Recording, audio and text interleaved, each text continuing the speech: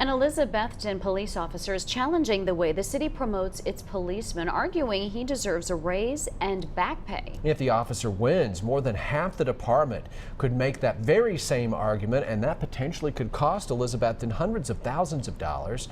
Community watchdog Nate Morabito found out after first supporting his cause, the city is now backing off.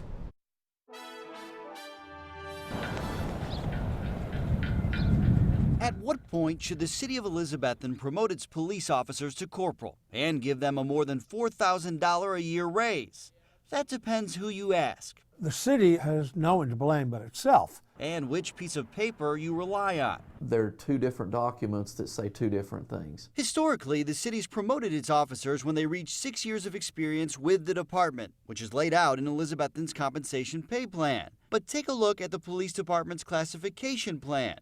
It says an officer can reach the rank of corporal with a combination of experience and education.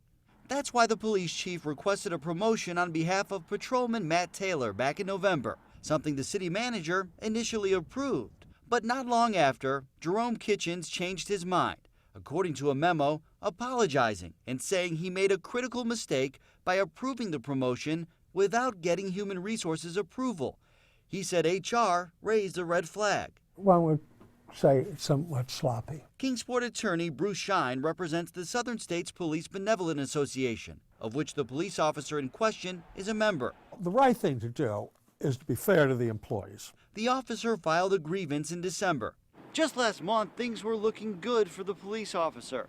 The city's Personnel Advisory Board unanimously supported his cause. But despite that vote, the board never put its decision to override the city manager in writing. As a taxpayer and a city councilman, I think we should do what's right because it's an embarrassment right now. The lack of action that followed outraged this city council member. This should have been taken care of. Public records reveal this decision could impact the salaries of 23 of the police department's 40 officers, which could cost the city more than $300,000. This is a huge deal, and the bottom line is I try not to look at the dollars as much as I look at what's right. The mayor agrees the city needs to do the right thing.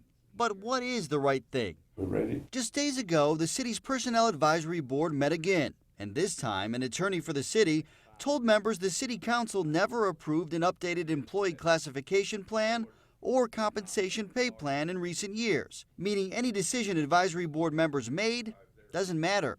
The board did not have authority and jurisdiction to hear and decide anything. If it administratively did not properly follow its own rules and regulations, then it's their fault. But Shine has a different take. He says the city failed and shouldn't take out its mistake on its police officers. I think what they need to do is acknowledge their indebtedness to Mr. Taylor and the other officers, expensive as that may be, and then sit down and look at the situation, correct what errors may be there. It's a debate that has some angry. I'm not very happy right now. And concerned. We need to make sure that everybody's treated fairly and treated equally. Whatever the city ultimately decides will likely either cost taxpayers or upset Elizabethton's police force. Nate Morabito, News Channel 11, in your corner.